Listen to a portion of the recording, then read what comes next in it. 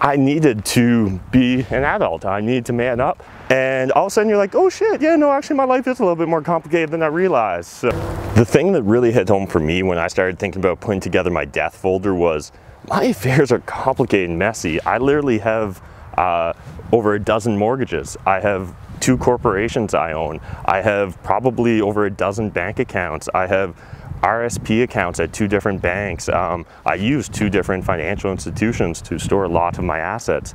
And in addition to that, how my affairs are wrapped up are important to me. I don't want a fancy casket. I have kind of specific instructions I want to leave for my loved ones about how I'd like my affairs wrapped up. I don't want a flashy funeral. I don't want an expensive casket. Those aren't things that are important to me. They may be important to you, and as long as you're mindful of that, I'm totally cool with that. And you totally should be cool with that too. But the thing is, if you don't talk to people about this, if you don't have written plans, they won't know how to act. And they're going to be in a very stressful mindset because you've just passed on. And unfortunately, there are still predatory practices in the funeral industry. People will take advantage of you. They'll try and sell you a casket or a funeral package you can't necessarily afford, and they may prey on your better instincts because you just want to do well by your loved one, and yet you're being told that the only way you can do that is by paying a huge sum, a princely sum of money. And that's just crazy to me. So the best thing you can do for your loved ones is leave them at least breadcrumbs of instructions of what you want done, as well as give them an inkling of, you know, what insurance policies do you have, and what bank accounts do you have, what mortgages do you have, what properties do you own. I know that my parents couldn't literally name every property I own. There's probably half of them they've never seen or heard of. And so it would be crazy for me to think that they could just step in a stressful time and manage my affairs well without going completely insane.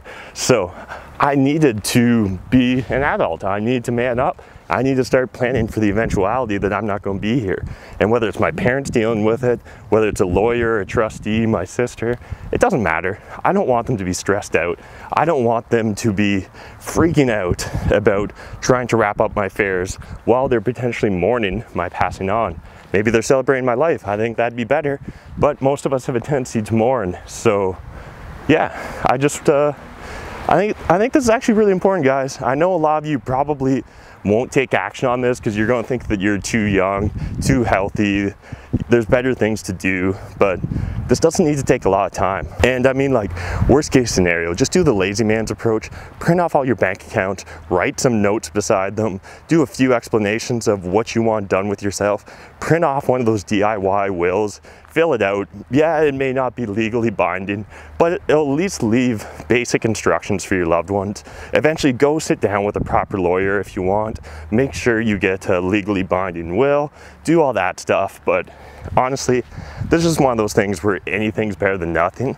But at the same time, this is actually a really beautiful place that rarely gets visited, and it's unfortunate. I think we actually need to enjoy the green spaces that these beautiful old cemeteries actually are, because right now I'm the only one walking here. So hopefully you guys don't think I'm being disrespectful by vlogging at a cemetery.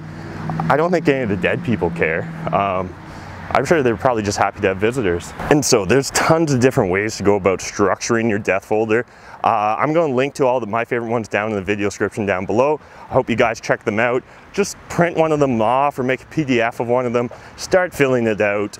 Even if you only half finish it, trust me, your loved ones will greatly appreciate it, because everyone's lives are way more complicated to a stranger or to an outsider than it is to us ourselves. You're like, oh, I only got a couple bank accounts, man, and like one insurance policy.